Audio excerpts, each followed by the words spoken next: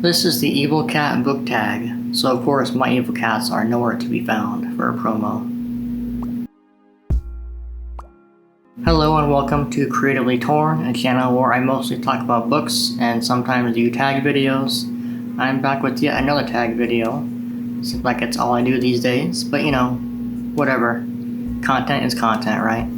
So I found this one a few weeks ago, and I decided it would be a really good one to try. Like I said, it's the Evil Cat book tag. It was created by someone named Pete, I believe. Not sure if they have a channel or a blog. I found this through someone else's blog. I will try to look that up and link it in the description. If I can find any information about Pete as well, I will add that in the description. But yeah, I think it is a good one. I do have evil cats myself. I was hoping they'd show up with me on this video, but they're nowhere to be found, so I guess I'll give it a go by myself. But there are like 5 or 6 questions here with prompts relating to evil cats, so let's go ahead and get started. The first prompt is Knocking Shit Off of High Places, a book with a cliffhanger. So book with a cliffhanger I chose for this was The Wastelands by Stephen King. This is book 3 in the Dark Tower series, a book that I actually really like, but one that does have a pretty obnoxious cliffhanger. So for fans of the Dark Tower series who were reading this as the books were coming out, there was a several year wait between books 3 and 4, and at the end of book 3, The Wastelands, there was a pretty big cliffhanger. So it left people with blue balls for a long time until the Wizard and Glass came out. So I imagine that was quite a frustrating process. I just started reading these last year since they've all been released, so it didn't affect me at all, but I do sympathize with their pain on this one. Next up is Howling at 3 a.m., a book you didn't sleep to finish. So a book I stayed up late to finish. Very vividly I remember reading Harry Potter and the Goblet of Fire back in probably middle school. I didn't read the entire thing in one sitting, but I read a lot of it in one sitting, and I stayed up until probably 3 or 4 in the morning just to get the thing finished. I just could not put it down. It was literally the first book I've ever read that I just could not find it in me to put it down. I liked the first 3 books in the series, and I still do, and they're all very easily readable, but for this one it was just on a whole different level of addiction, per se. I don't know why, since I have reread the whole series since then. This one didn't stand out in any particular way, so I'm not sure what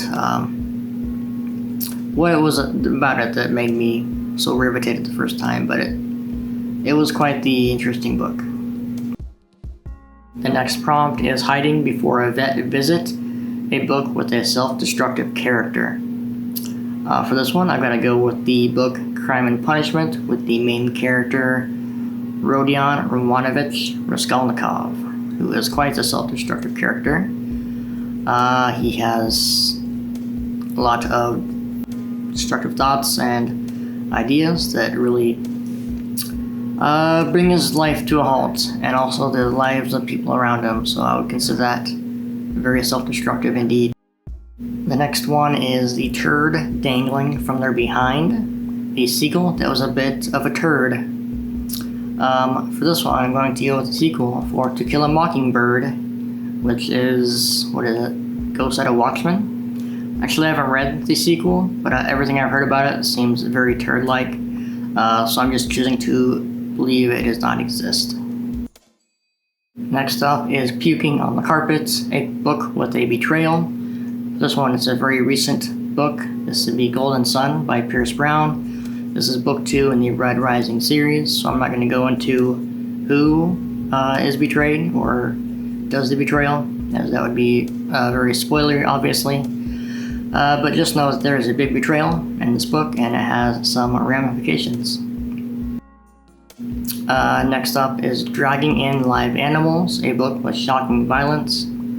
This one was kind of a harder book for me to choose from, but I'm going with Oliver Twist by Charles Dickens, which is not really a violent book at all. It's a pretty boring book, to be honest. But in the end, there's quite a few moments of shocking violence, I'll say, so it sure caught me off guard when I read it. Looking You in the Eye Before Misbehaving, a book with a character desperate for attention. For this one, I think the most fitting answer is Jay Gatsby from The Great Gatsby. I think he's definitely desperate for the attention of a certain person, so certainly fits, as he did do some misbehaving in that book as well. Shredding Things, a book with a destructive character, which is different from the previous two questions slightly, I guess. For this one, I'm going to go with Kathy from East of Eden, who is a very destructive and evil character, if I might say so myself.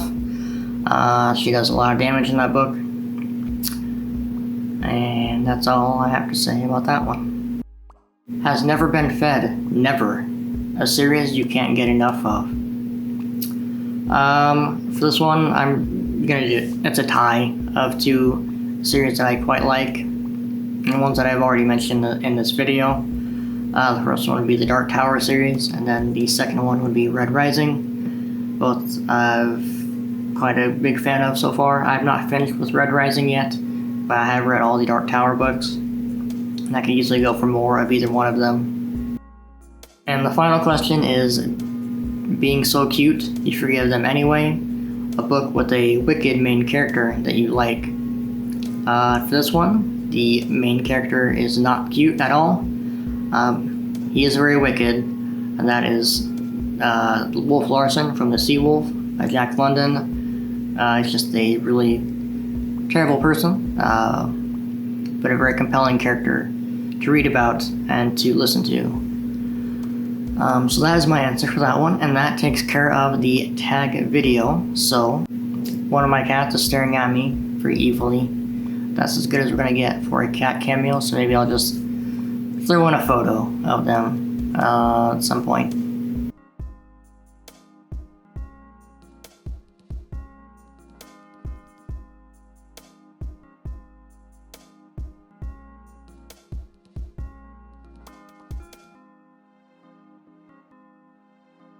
Anyways, thank you to Pete for creating this tag. If you do want to give this one a go, feel free to do so. I will remember to put the questions in the description as well, so if you do want to do this video, the questions will be there for you to copy and paste. Anyways, I hope you enjoyed this video. If you have any wicked cats yourself, feel free to tell me their names in the comments.